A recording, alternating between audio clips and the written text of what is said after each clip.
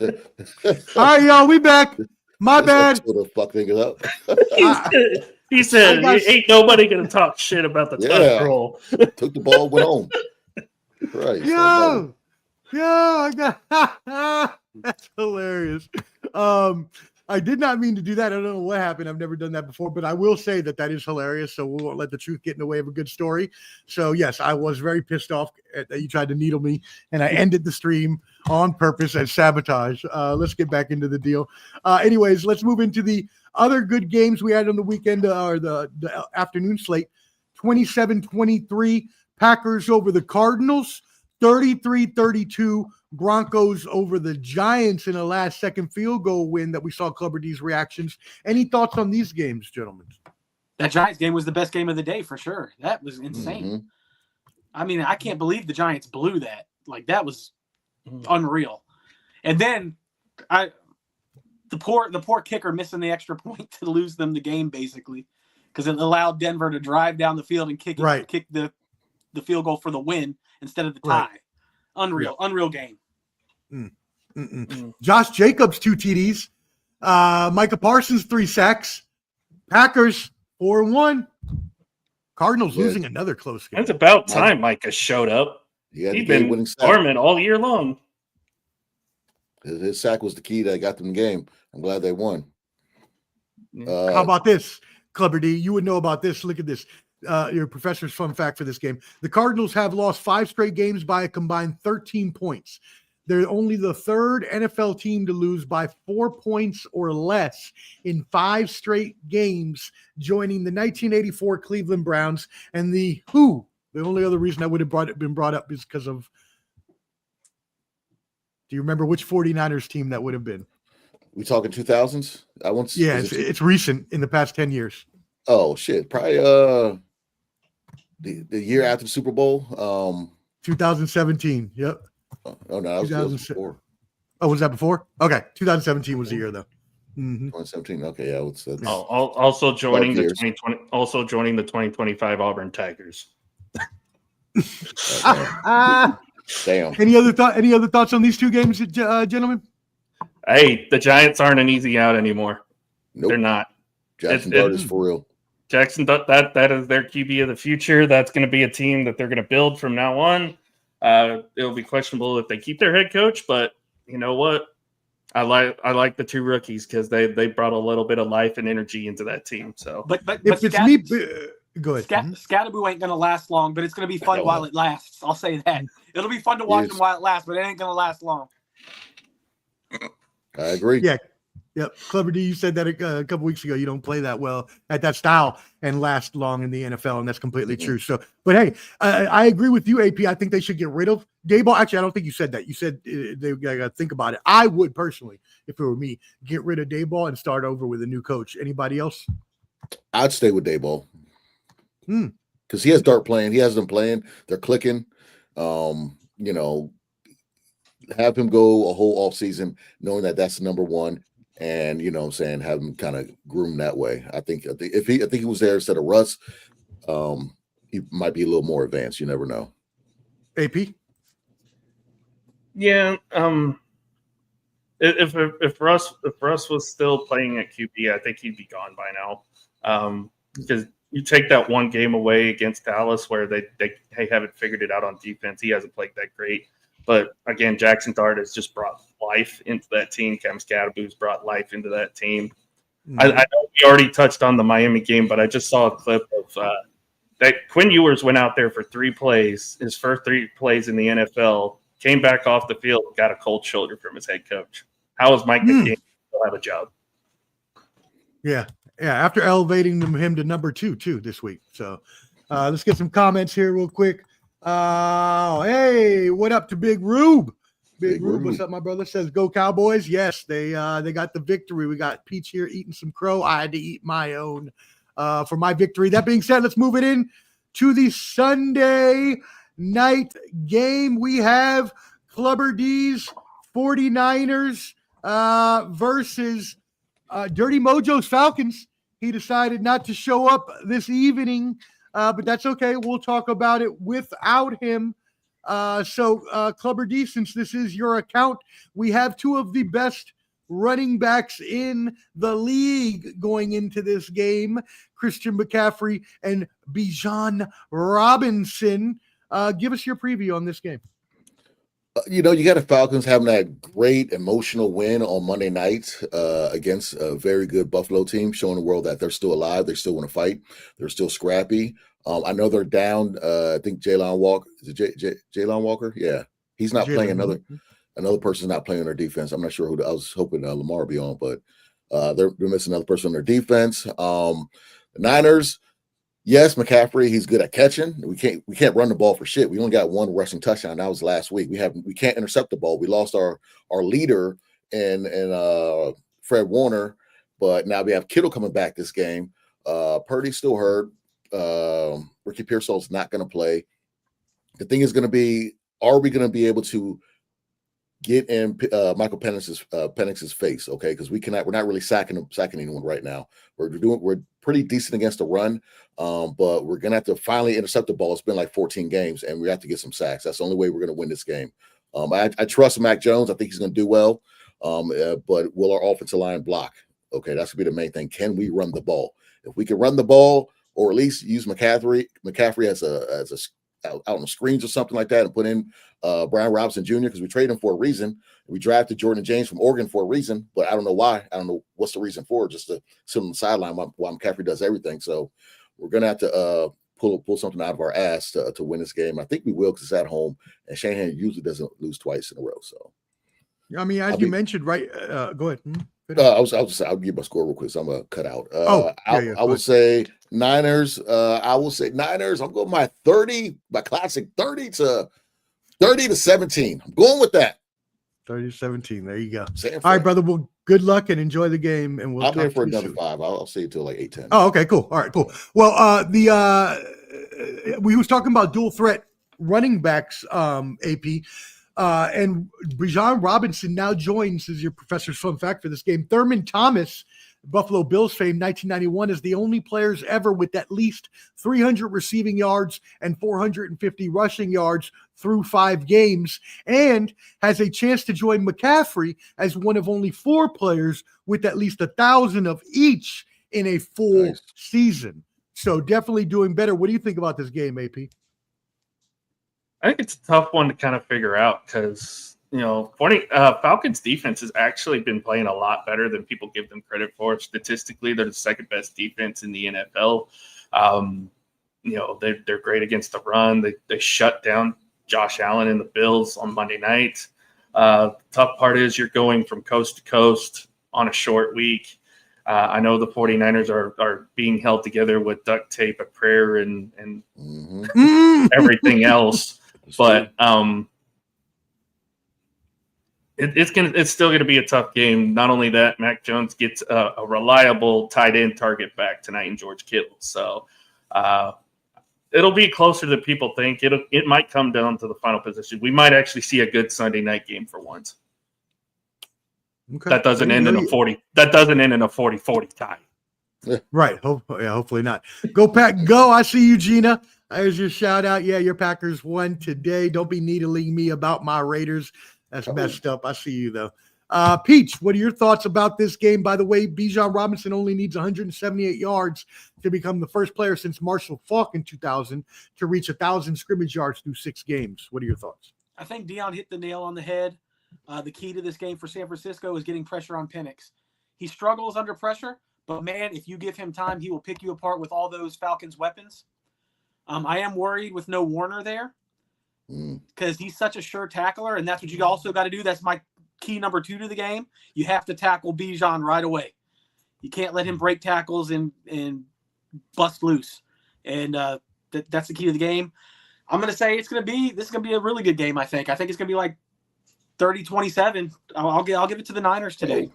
I like the Niners in this game. 30-27. It is a 1.5 point spread. Atlanta is actually the favorite on the road, a road favorite here. I know I haven't given my score yet, but go right ahead. And I'm sorry to everybody on the call. I'm actually going to go with the upset. I think Atlanta's got a little mojo going right now. I All think right. defensively they're playing pretty well. Bijan's been hard to stop. And you talk about guys who should be in the MVP candidacy right now. Bijan Robinson has to be up there. I know they're not going to give it to a running back, but he's been phenomenal. I'm going to go 24-21 Atlanta. Nice. Okay. There you go. Yeah. I mean, I know the 49ers are injured, but they've persevered through injury this whole year. The Falcons have been up and down and haven't shown that they can win with any consistency. So if I'm taking a team that's been winning through adversity and injury versus a team that can't even win when they don't have any injuries or adversity, I'm going to take the team at home that has pushed through the adversity. I'm taking the 49ers in this game. It will be a close one. It will be a field goal game. I am feeling the 24, 21, 27, 24. I'm going to go with that 27, 24. That's a little high though. I think, I mean, that's right on. Yeah, I'm going to go 24. I'm going to agree with you. 24, 21 Niners is the way I'm going to go though. We don't score that much. It's crazy. So I know that's what I was just thinking. That's why I brought it down a little bit. So let's go ahead and look at these Monday night games before Clubber D gets out of here. Let me go ahead and share my screen here. I got the ESPN screen real quick. I'm about to go in about a minute, so I can tell you what I think is gonna win. Yeah, go right ahead. You're more I'll than say who's playing? It's the right there. It's on the screen. No, it's not. No, it's not. Oh, hold on. Hold on. Calm down. Jeez Louise. Tampa, Detroit is the first first so sure one. about it too. It's already. Where we at? Tampa, Detroit's the first one. Tampa, Detroit. I'm going with Detroit on that one. I think Detroit's going to beat Tampa. It's in Detroit too. Mm-hmm. It's in Detroit. Detroit's a 5.5 favorite, 53.5 spread. Yeah, I'm going with Detroit. They're gonna they're probably gonna put like I want to say 30. I say 34 to Baker make it a game. I say 34 to 21. You know, and the next one, I'll be biased. I'm going to say the Texans will win in Seattle. And yeah, I am. I trust me. I want the whole division to lose. I know. Well, I know that. I know why you're saying it. I'm not saying that's going to happen though.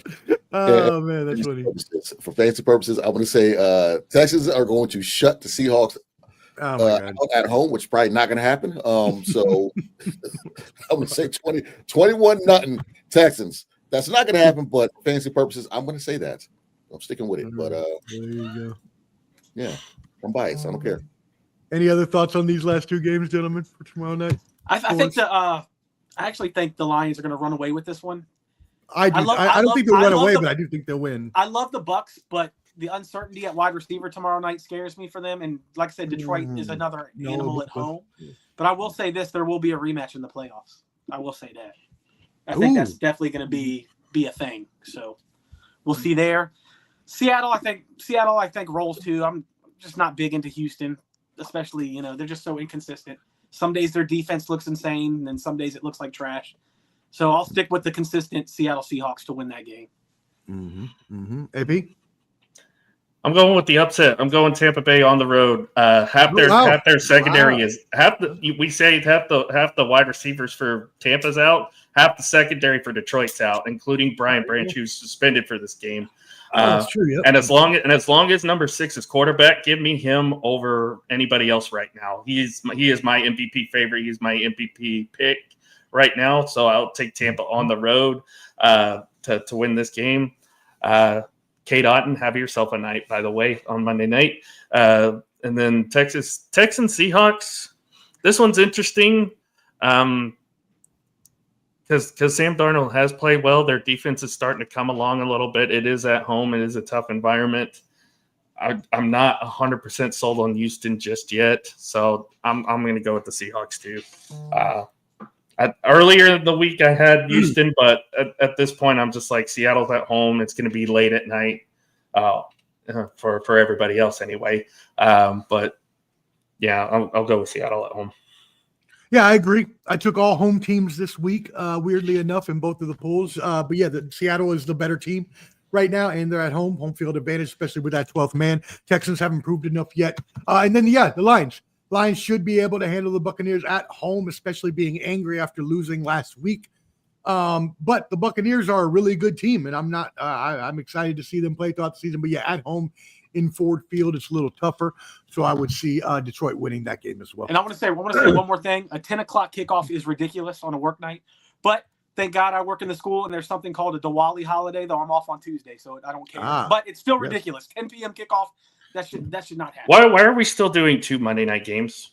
Why can't we just go back to doing one? See, I like the 2 Monday night games. I don't know. It's I have ridiculous. 2 TVs, so I like the 2 Monday night games. I watch them side by side. So You're a wrestling fan. Watch wrestling instead of second Monday night game. Come on, Omar. All right. That could be true.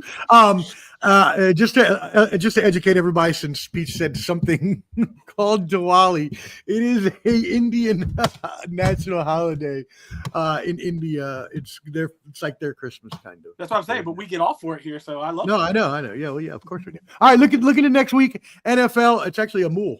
Happy Diwali Day, Amul, my brother. Looking to next week, I highlighted the main games. Vikings Chargers is the Thursday night game. With the Chargers losing there, you got the 4-3 versus 3-4. Then you got the Bills and Panthers. I never thought I would highlight a Panthers game, but yeah, here we are. 4-3 Panthers versus 4-2 Bills. And then you got the Packers 4-1 versus the Steelers 4-2. And then finally your Commanders next week, Peach. We'll have to see if we can get Wild Card Mar on. Going up against the Chiefs next Monday night. What are your thoughts about these games, gentlemen? Why the hell is Kansas City on another primetime game for the guys? Because they're Kansas City. That you know the answer to that. Don't act Jesus. like you don't know the answer to that. Jesus Christ. Yeah, Peach. Casserole. I'm ready for it. Really? Oh, well, if Jaden Daniels is hurt, of course. But if he's not, I don't know. Our defense. Do you know what Patrick Mahomes is going to do against this defense? It's been bad. Oh, it looks like they've given up. Man. We didn't even realize that Sunday night game is Aaron Rodgers' revenge game, like a motherfucker. Yeah. Look at that. Yep. And after losing Thursday night on a longer week against a Green Bay defense that's been spotty at best, you don't think Aaron Rodgers is going to want to go off on his former team? Oh yeah. Now, Peach, this was we got a little college football real quick. You know what I'm getting to, but first let's look at these games. Alabama beats Tennessee. Arizona State taking out ranked Texas Tech. So that was a crazy one. Vanderbilt, what a game here in Nashville, beating LSU. Diego Paiavia inserting himself into Heisman contention. Notre Dame with a quality victory over 5-1 FUSC Trojan Condoms. Miami 21, huge loss, undefeated Miami going down to Louisville. And then we had Ole Miss Georgia 43-35. What an amazing game that was there. Georgia wins. Gentlemen, any thought on any of these games? Grab my hat. How are people letting Arkansas in games? What is going on? What is in the water in Arkansas right now where they're down by like 30 and only lose by 3? What is going on with that? It just makes me wonder, is like, how good are these SEC defenses really if you're allowing teams like Arkansas, who can't play offense worth a lick, put up 42 points on you? Like, it's crazy. Georgia Tech's for real, I think. Georgia Tech could be the team in the ACC that people don't want to play. Okay. And it sucks that Miami lost when they did, because they don't play Georgia Tech or Virginia this year, and both teams right now are both undefeated in conference play. So you would need one of those teams to lose in order to make the championship game at this point. So it's crazy that we're talking Georgia Tech, Virginia in the ACC instead of teams like Miami and Clemson. And you got to love it, right? This is what we want as college football fans. We want some of these underdog teams. Like, how about the number 2 team in the country right now, the Indiana Hoosiers, who's a basketball school? That's insane right now. So, I'm loving college football right now. It's great. And Vanderbilt, too. Vanderbilt known for their academics, not their athletics. I know, right? Unless it's baseball. Yeah, Clark Lee came in there and built up a huge powerhouse contender there now, which is crazy in the SEC because of how hard that is to do. Peach, any thoughts on any of these games? Let's talk about a little bit of Texas squeaking by and Arch Manning stinking again. We need to bring your buddy on here again, bud, because it ain't getting any better down there. Yeah, we'll have to. You we'll have to bring. You get doubled up 2-1 in the stat column by Kentucky. Right. Yeah. How did we lose to this team again? How did we lose to this team? The optimists would say they won the game and still have a chance at the playoffs. That's what the optimists would say. So I mean, they only have 2 losses. I mean, we ran over South Carolina, so at least that made me feel a little better. Well, there you go. I don't even like Sandstorm anyway. I prefer Enter Sandman. This hurts. Yeah, me too. This hurts me as much as it does you, Peach, as an alumnus of this beautiful university, but as a fan of UCLA first. Yes, 20-17 over your Maryland Terrapins. Now, yes, everybody, I did go to the University of Maryland. They are an amazing university, but I loved UCLA 20 years before that, so we stick with our teams. Peach, how'd you feel about Maryland September turning into Maryland forever? It's the same every year, man. We start off strong, then we get into conference play, and it's over. But this year, the 2 before this one were even more heartbreaking. I mean, you get up 20-0, and then you get up again the next week. You're having a shootout, and you lose that one, and then you lose to UCLA in a stinker. Really, they didn't play good the whole game. We didn't deserve to win, so that game is what it is. But it's normal Maryland. I'm used to it. It's the same thing. I'm used to it. That one at Washington was really what did it. It kind of steamrolled y'all, and it just went all downhill from there. And I was really upset because I thought they really had a good chance if they won that game to make something special this year. Because look, they're not my team. I don't root for them first and foremost. If it's UCLA versus Maryland, I root for UCLA, but they're still my school, so I still want them to do well. AP, any thoughts on this? Yeah, I hope UCLA fans enjoyed the high life that they're on right now. Because have fun with Indiana next week. Yo, if we beat Indiana next week, though, I'm going to want you to be in the comments eating your crow. All right, that's all I Go Hoosiers. All right, cool. Let's look at the last. Let's look at some games next week. Like you said, UCLA, Indiana. We got Ole Miss, Oklahoma in another ranked matchup. You've got Virginia against who we need to talk about next week or one of these weeks. Bill Belichick's horrible North Carolina program. Any thoughts on this horribleness? Ugly, just straight ugly, and I think he's gone after this season. I think it's should have won that game if not for the fumble at the 1-yard line. Yeah. Well, they've got a $20 million buyout on him, and if they pay him his salary, they would have paid him if they released him $30 million for one horrible year. So Bill Belichick, great job. I want to say this too because I feel like there was a little bit of bias from the SEC when Texas and Oklahoma came into the conference. Because for Texas, who do they have left? Vandy, Georgia, Mississippi State, a lot of the bottom tier schools still left. Who do we have left the next 5 weeks? Ranked Ole Miss, ranked Missouri, ranked Alabama, ranked Tennessee, ranked LSU. Damn. Feel like somebody's out to get us. Yeah, that's not good at all. Wow. Jeez Louise. All I'm right, Peach, not trying to be an Auburn fan here, but I'm just saying. I heard that. At the very least, 3 of those are at home. You got Ole Miss, Missouri, and LSU at home, which should be great environments for those games. You got to go to Tuscaloosa. Got to go to Neyland Stadium. Those are going to be tough road games, but I like how our defense is played. I think that they've definitely stepped it up from last year. If John Mateer continues to get better week by week, I like our chances in some of these games, especially Ole Miss after what Georgia did to them yesterday. Yeah, no, you're definitely right about that. Peach, any thoughts? No thoughts. I'm just a beaten down sports fan right now. So yeah, I want to go one of those weeks. So. Yeah, I want to go rest my loins as well, and I bought myself a seafood boil to make myself feel better. So there you go. Nice. What we got right now, baseball, we got a little 0-0 top of second. Mariners, Blue Jays. This is Game 6 in Toronto. That being said, thank you again. AP, sign off. Let them know where you can find you at. Let's Talk Sports, Rec Room Sports Hub, on ncaa, Peralez 30, bunch of other places. Yeah, I'm everywhere. Let's Talk Sports. Find him. Him and the boys, they do an awesome job. Peach, where can they find you? At Peachamania on Twitter. Hit me up if you want to talk some sports. Also, you brought up baseball. What a fantastic game did Shohei Ohtani have the other day. Wow. He might be the greatest player we've ever seen. It's kind of crazy to say, but 10 strikeouts and 3 bombs. Is that one of the best single performances we've ever seen? I think it might be the greatest single playoff performance ever. Oh, no doubt. I agree. Yeah. Playoff performance is completely 100%. I made the joke that we were picking when we were talking about who's going to be in the World Series. I was like, it's going to be the Seattle Mariners versus Shohei Ohtani, because that's basically all it is. That's all the Dodgers are now is Shohei Ohtani, because nobody else has shown up. Yeah.